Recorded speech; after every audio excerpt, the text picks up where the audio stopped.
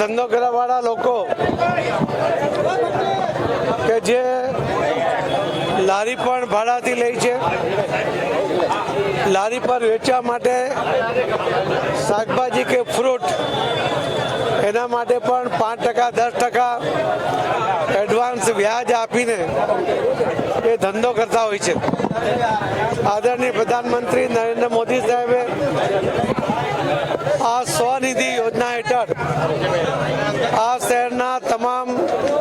આ દેશના તમામ લારી ગલ્લાવાળાને 10,000, 20,000, 30,000, 50,000 અને લાખ રૂપિયા સુધી એ સમયસર જો લોન ભરે તો એમને આ પેમેન્ટ, આ લોન આપવા માટેનું શરૂ કર્યું। ઓછા વ્યાજની આ રકમને કારણે પઠાણી વ્યાજમાંથી એમને મુક્તિ મળી છે અને એના કારણે એ 2 પૈસા વધારે કમાય છે, પોતાના કુટુંબનું, બાળકોને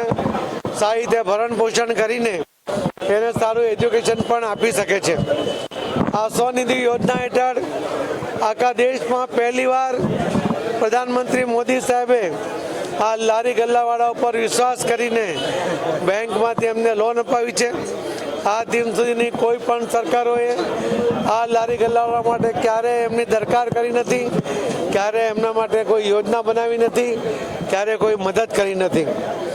અને એમાંથી જ પ્રેરણા લઈને સુરતના સાકેત ગ્રુપ દ્વારા એના જે વેપારીઓ છે ટેક્સટાઇલ માર્કેટના, એમણે આજે 100 જેટલી લારીઓ લારીવાળાને મફત આપી છે, કેમ કે આ લારીનું પણ રોજનું ભાડું એમને ચૂકવવું પડતું હતું। હવે આ લારી ઉપર ધંધો કરશે તો એમને 1 પણ રૂપિયો ભાડું નહીં ચૂકવવું પડે અને જે પઠાણી વ્યાજમાંથી મુક્તિ મળવાને કારણે સ્વનિધિ યોજનામાંથી એમને લોન મળશે અને એ રીતે પોતાના બાળકોને, કુટુંબ માટે એ લોકો વધુ પૈસા ફાળવી શકશે। હું સાકેત ગ્રુપના શ્રી સાવરમલજી ભુધિયા, એમની સાથે જોડાયેલા તમામ વેપારીઓને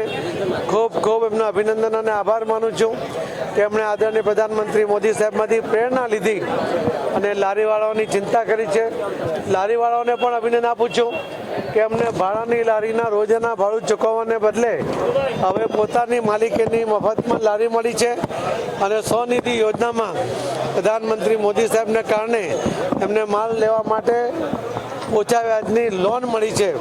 અને આ લોન સ્ટેપ બાય સ્ટેપ જો સમયસર ભરે તો એમને લાખ રૂપિયા સુધીની લોન મળે છે, જેના કારણે પોતાના બાળકોનું ભરણ પોષણ સારી રીતે કરશે। આવા અનેક દાખલાઓ આ દિન સુધી જોવા મળ્યા છે, તો આ લારીવાળાને પણ ખૂબ ખૂબ હું અભિનંદન આપું છું। ધન્યવાદ।